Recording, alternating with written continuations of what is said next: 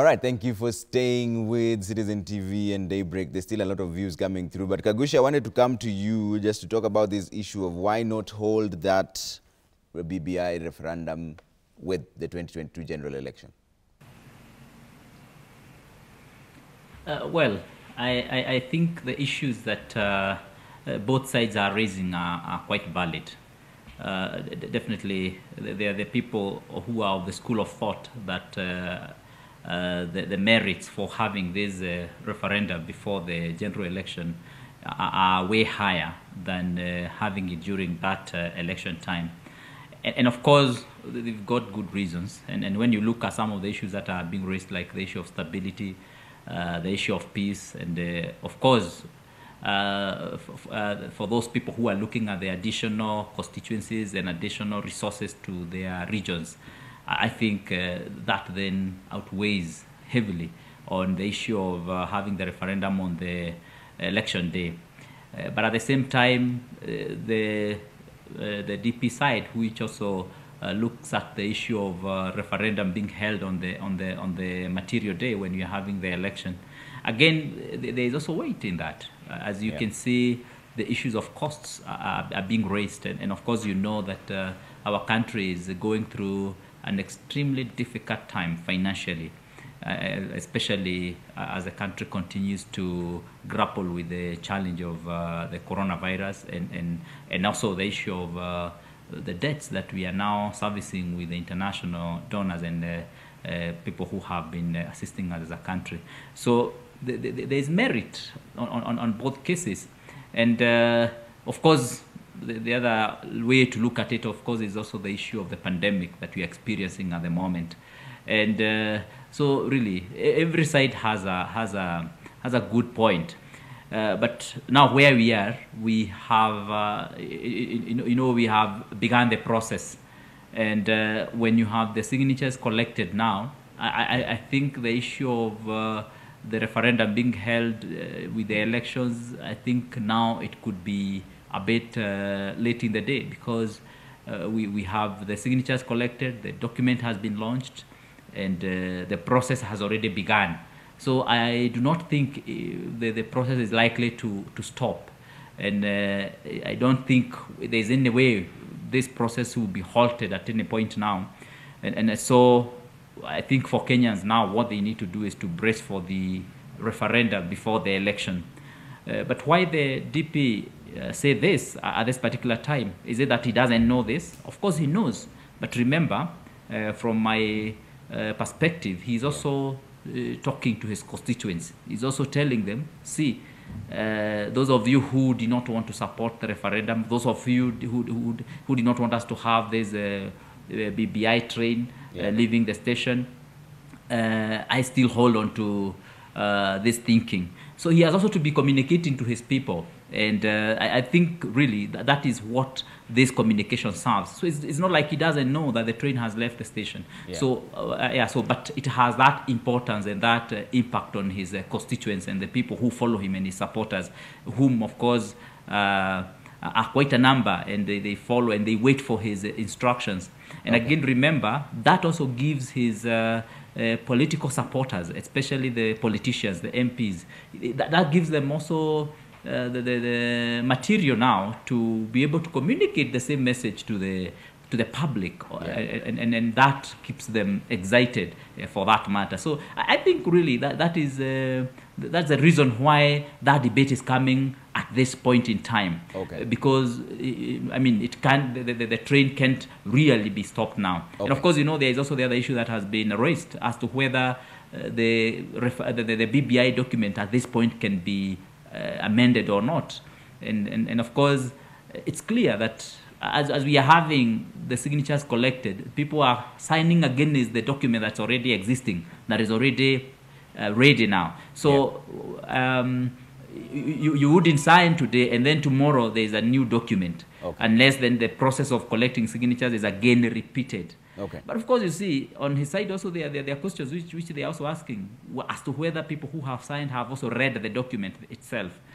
And of course, your guess would be good as mine. So we are in that catch-22 position where, as a country now, we have one political side which has given the conditions, and some of the conditions are clear, they are time-barred, and one side, of course, which believes that it is time to go, and the merits for BBI document are way higher than the demerits. Okay. Yeah, so, I want us to conclude this that's issue where we on are. BBI.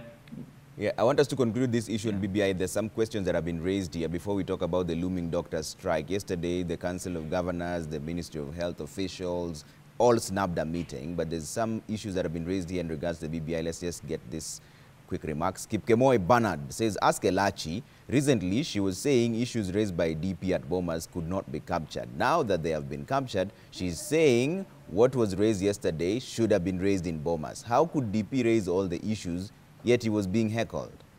We'll respond to that in just a bit as we close on this.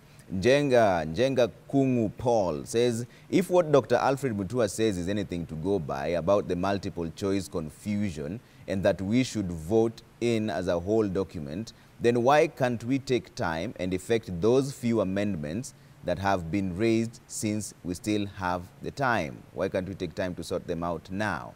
And then we have Kipiator Limo, who says this thing, the BBI, is not good for the country now. The guys, the handshake team, are afraid of the DP. They wanted to see how they will contest with him come 2022.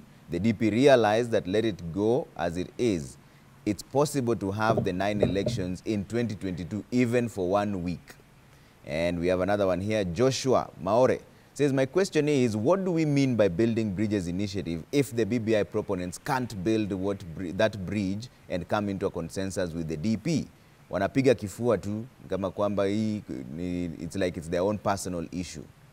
Let's see, Engineer Lazaro Kanyambok says, wind of confusion has raised DP camp. He kept his supporters guessing for the whole week, only to come up with another unclear direction in yesterday's meeting. And finally here, we have Peter Munyao, who says, what is the problem of finishing the elections after 2 days? US elections took longer than that, and they were patient enough. Why not us? Elachi, I'll start with you. Closing remarks on this issue of BBI, then we talk about the... Why not us? Because Kenyans, we are never patient, and we know. Even 1 hour, you find Kenya is burning its own country. So we pray that we will be like the US, that we can have that patient that and take care of everything the right way until we end. Yeah. That's why we are in this BBI process. If we had patience, we would not have gone to the nullification. If we had patience, we would not have had a people's president. So whoever is asking that question is like telling me, we have left what happened and let's move on. So I think it's something as Kenyans,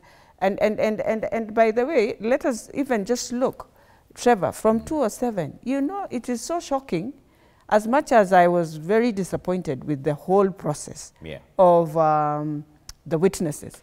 But don't you see, it's very shocking that people can awake and find themselves full. It means they haven't healed. And we are joking here. Those people haven't healed. If they had healed, they would say, I'm not going to the DCI's office, isn't it? And they would say, we left this thing.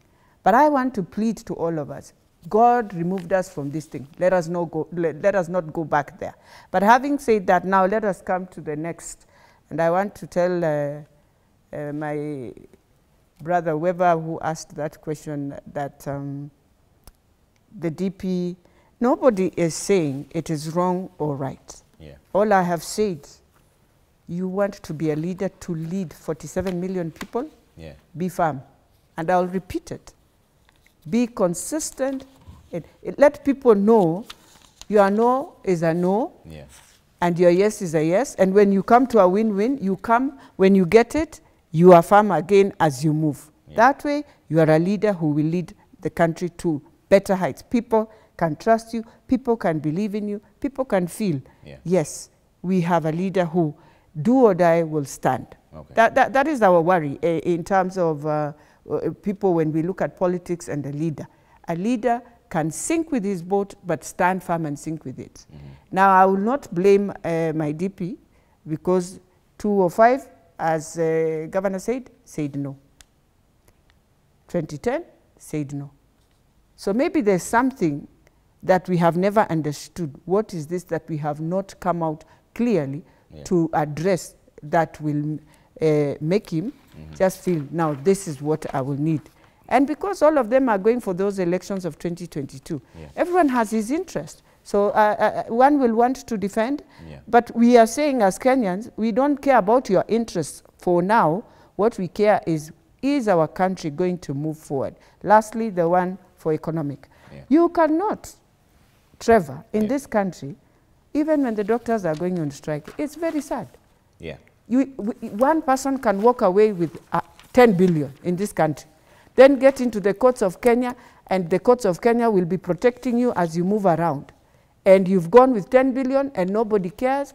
You move on in 3 years, your lifestyle has moved, nobody cares. And then when we are coming to deal with what can burn the country and even your 10 billion goes, or 20 billion, or 4 billion that you've walked away with, you come and now tell me, is when you realize, yet you are the ones who have taken us to the dragon, you are the ones who have finished the country.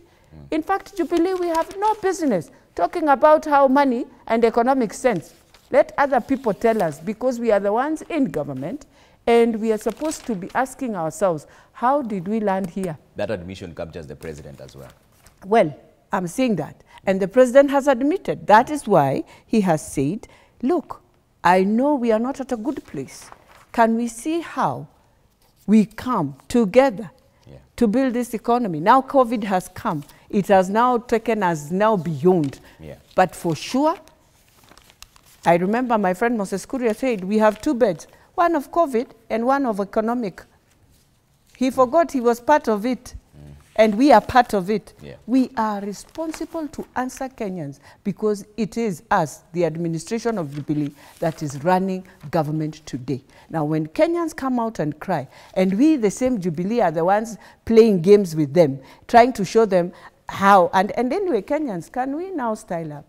We cannot be celebrating Jubilee even at DP's home, and they are the ones who have put us in all this. Even at State House as well. Exactly. We cannot. We should be coming out and saying, look, we must come together and bring this country to 2022, where whoever takes over is a country that he can steer going forward. Okay. Ometangi, is that your view as well, that the Jubilee administration has really actually failed and it's time now we look at other options? Is that what I'd like to say? Well, I don't think that summarily one would make a case and say that the Jubilee administration and its agenda has failed. I don't think that would be a fair conclusion given an assessment of the facts as they are on ground. There are lots of good things that have happened, Trevor, in the infrastructure front. You know, quite very useful development, you know, if you look at what's happening to our roads and so on. But that does not mean that we don't have problems. We have got big problems, we have challenges, and I'm sure you said that's why you want to go about the looming doctors strike, among as many others that we have. Of course, the consequences of COVID-19, they are massive. Kenyans right now, and this is one of the points I think, Trevor, people are missing. That part of the challenge you're seeing even the BBI process having amongst the people of Kenya to even accept and assimilate good proposals in that document is largely because of the state of mind and circumstances that Kenyans are in. You know, I mean, people are bereaved, people are jobless, people don't have food on their table, people are anxious about how tomorrow will look like.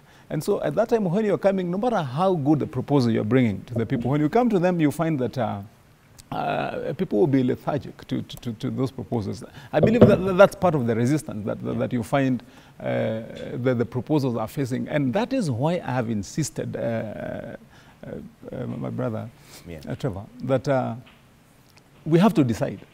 What do we want? Do we want a politicians-driven process or a people-driven process? Do we, if that's what we want, then we have to make actual steps and take action to ensure that there is adequate civic education about what the proposals in this document are, right down to the people. I mean, if we prioritize, if we hype up first the make-believe front of the BBI, such that what you want is color in rallies and uniforms and what have you. at the expense of letting the people understand what you are saying really, that when you do this, this is going to be the effect and consequence to change your life. And if this happens, this is what going to be the consequence to change the structure of how tomorrow is going to affect you. If you sacrifice that knowledge and understanding at the expense of being seen with 1,000 people and people dancing in front there and what have you and confetti, then you lose the game. Yeah. But if we do it the other way around and let the people understand that are these proposals good for us? How are they going to change our lives, tomorrow? Then you will find that Kenyans will start taking a different look at what we are proposing. Okay. Finally, Trevor, I believe verily that when I've looked at that document, and especially a lot of things that personally I've been agitating that would help this country achieve fairness, equality, equity, and so on. And especially remember, very recently, within the same year, we've had this long debate on sharing of revenue, and when this country almost came to a halt. Yeah. So when I look at some of the proposals in there, when I listen to people like the pastoralists and some of the agitations they've always had about ensuring that we get to finish marginalization, I mean, there are so many good things within that document, but they can be lost, all of them, if we don't get the process right. And that's why I want to urge our political leaders. Can we be selfless, at least for a time, for this time? And let Kenyans see the truth of what is happening. And if we decide it is a no, we are going to be deciding it is a no to the referendum with knowledge that we have shelved this thing because this is what we want to happen now. And maybe if you're going to have this referendum, we have a date when we're going to have it. Or if you're going to have this referendum now, we're going to have this referendum now so that when we get to the elections, then this is what will happen after the elections, and we'll be a better country and a better people because of what we have done. Right. I believe that's the way to go. Okay. But if we want the results of 2005, 2006, if we still want the discontent that we had even after we had the 2010 process, let's go the way we are going. Okay. Let me bring in Dr. Mutua on this. And Dr. Mutua, there's a question here from Gakuo Munene as you give us your closing remarks on this BBI issue so that we talk about the doctor's strike. He says, Dr. Alfred Mutua, you seem not to understand that not everything in BBI will be taken to a referendum. Let the laws that need to be changed as per the BBI schedule be changed to ensure we have free and fair elections. Referendum questions can be the 7th ballot in 2022. That's from Gakuo Munene. I think he needs to understand that that is actually what is going to happen. That we are going to have some issues dealt with by Parliament through different laws. Not everything is going to the referendum. But the issues that are going to the referendum, the key issues going to the referendum are the ones that need a referendum. And those ones will need people to vote for. The issue is we need to hold the referendum before the general election because we are supposed to cure problems that come during the general elections. I know that you get me. Because you need to stop the problem of the general election before the general election, and that will be cured by the medicine of a referendum and changing those aspects before then. On the other issues, I've got 6 points. One, the issue of whether Jubilee government has failed. We have to realize that all the players in Jubilee government have been there. The president, the deputy president, and all others, they're the ones running this country. They're responsible for the problems that we have today. And so that is why I'm going around the country telling people we need a new face. We need somebody experienced. That's why I'm saying Mambo ni fresh na Mutua, because we cannot continue with the same guys. It's the same players who nearly burnt this country, Kabisa, in 2007. It's the same players who have been there. We need a new face. We need to hand over power to new and fresh people like myself so we can leave those ones with their baggage and move on. Number two, somebody asked about building bridges. Say this is supposed to build bridges, and so why can't we accommodate the DP? But the question is, why does it have to be us or the people supporting BBI accommodating him? Why can't he also accommodate others? Why is it one way? Why is it that he is the one who has to stand there like the bride to be brought into the house? It's an arrogant feeling of self-importance. You know, he is the one who needs to build bridges if he's really a leader who cares about this country. Why does he want everything to be his way or no way? That is very dangerous. As Alachi asked, you know, what kind of leader will you be? if everything has to be your way. That is a sense or a signal towards a dictatorial policy or philosophy. Number 3, somebody asked about US elections, that they're held many days. That is wrong. US elections are held one day. It's a counting that took longer, not the election day. It's only one day. The elections in the US are only held one day. The counting took longer. So just wanted to clear that on. Number 4, about corruption and the economy. We have to ask ourselves, why are some of these people so afraid of this referendum? It's because it's tightening on how we are going to catch the corruption cartels, which we know and they know that we know that they know we know. They are involved in a lot of the corruption scandals that we've had in this country from the 1980s. They are fully involved. Some of them have been to court over corruption allegations. They are afraid that they will not be able to use their money to stifle this economy through corruption. You look at the bandwagon of the people supporting some of these people, they want to benefit from corruption because Kenya tunajua mwizi ni nani. Hata you ask a child in the streets, mwizi yule mkubwa Kenya ni nani, they'll tell you because we know who are the corrupt people. And finally, there's a lot of propaganda out there. Senator Matangi has spoken very well, say that we really need to teach people what is going on. I hear people asking questions like, it is going to destroy the lives of the youth. In the contrary, youth are going to be much better. There's a youth council, there's tax breaks, people are asking about growing the economy. There's more money coming into the counties. They've been able to do what people are calling miracles in Machakos with only 8 billion. Now Machakos will be getting over 20 billion. Imagine how many roads, how many things we'll be able to do, provide better healthcare with that amount of money. Even the slowest governor in Kenya will be able to do more with more money. We are increasing devolution. So we need to teach our people that when you have the PM and the deputy PMs, we are not bludgeoning the government. What is happening is that there are still going to be the same amount of ministers as today. The PM and deputy PMs are still going to be part of that ministers, and they are not getting a shilling more in salary than what is there today. So we need civic education because there are people with so much propaganda because they are afraid of the people accepting the BBI. And you look at how people are signing, people want Kenya to move on. And people know there's a problem in this country that needs solving. All right. Kagusha, very briefly on this issue of the BBI, then I'll come to you in a bit. Kagusha. Maybe I just want to do a fact check on Governor Mutua. The election in the US takes more than a day. You remember the mailing ballots, and which started trickling in well before months ahead, and those are some of the mailing ballots that were causing the delay in the counting, especially because they had come early and they were considered last. So the process of election in the US actually is not just a one-day process. Having said that, on the issue of the BBI that we have in Kenya, I have a bit of a problem with us, the political class, let him finish. because we... Go ahead, Kagusha. The mail-in ballots. Yeah, so I have a bit of a problem with that, the political class. Governor Mutua, it's okay. Let him finish. Kagusha, finish your point on BBI so that we talk about something else. I have a bit of a challenge. I have a bit of a challenge when, as the political class, convince the public that the BBI is likely to be the panacea of all our problems. I have a bit of a problem with that because, when we do this, we may end up over-promising Kenyans, and of course, very well, we are likely to under-deliver. This doesn't mean that the BBI document is not good, and it doesn't mean that it should not go through.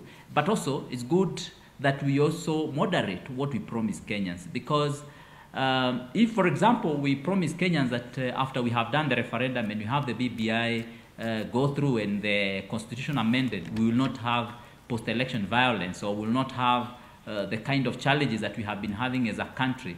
And then that happens in 2022. I mean, how then will you handle that? And it doesn't mean that I don't have hope or I'm not having faith that the process is going to improve our livelihood as Kenyans. But I think also we also need to be very careful so that we do not overpromise Kenyans on what they are likely to get out of this BBI process.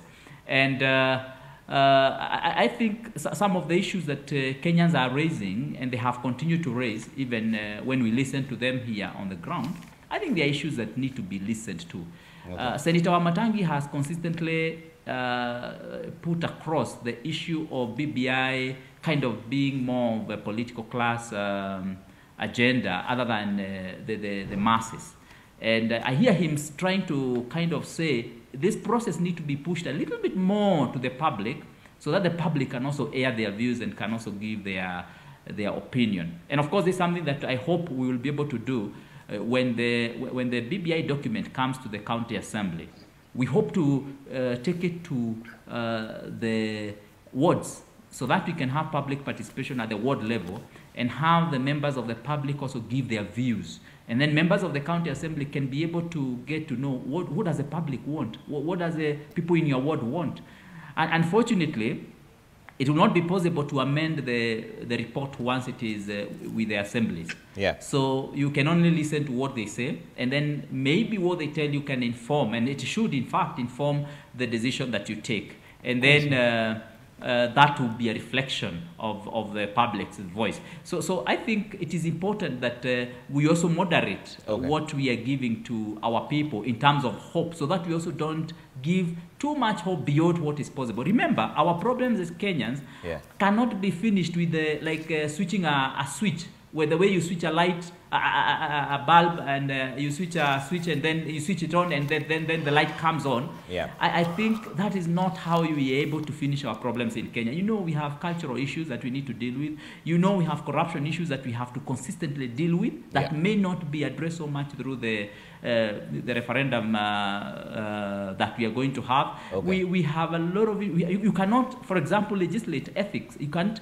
legislate morals. These are some of the things we as a country have to also make a decision. I like when, for example, when His Excellency, the President and the Deputy President said that we will never have bloodshed again on the account of a political election in Kenya. And you know, that seemed to sink in Kenyans. And that is a way of also changing the narrative and changing our way of thinking as a country. And unless we consistently do this and keep talking to our people about how we need to change, unless we consistently deal with this issue of corruption, and I agree that the issue of corruption is really not a one-man's problem. It's a problem that we are having as a country. It can't be put on one corner and say that is where corruption is. We know very well that we are all grappling with the problems of corruption at every level, in every office, across the country. And it's something that we need to decide as a country that we are going to deal with. And some of these things really that we have to deal with away even from the BBI. We need to be true to ourselves and convince Kenyans that it's time also we change. Yes, as we do the process of BBI, we also need to tell Kenyans these are the problems here may not necessarily be solved through this process of BBI. These ones we also have to decide ourselves. For example, the issue of post-election violence, we have to decide, because once you have done a contest where you are going to have a winner and a loser, it is definitely expected that we will have people who will be dissatisfied. But now we have to convince them that you have to desist from engaging in political violence. The political leaders themselves have to swear and that they will not incite Kenyans into that process again. I have to take a quick break now. It's something that we as a country, we need to seriously think about. I have to take a quick break. When we come back, we now talk about something that will hit different come Monday. And we'll start with you, Dr. Mutua, because the Council of Governors did not show up, Ministry of Health did not show up for a talk they were supposed to have with doctors. That was yesterday. Now there's a doctor strike coming up on Monday, and we're still dealing with COVID-19. That in just a bit. We're taking a quick break. Umatangi, I really have to take a quick break. You start with Dr. Mutua. Yeah. You know, I had wanted to demand that we give Dr. Mutua a fee note. Yeah. for using us to be part of his campaign. Don't raise that now. Let's take that. No. Because you know, unless he promises, unless Mutua promises that amongst the team that he's using for his campaign, that he'll find a running mate amongst us. And probably Elachi will be the chief of staff. Chief of staff? Elachi wants to be the prime minister. Anyway, let's take a quick break now. When we come back, we talk about the doctor's strike.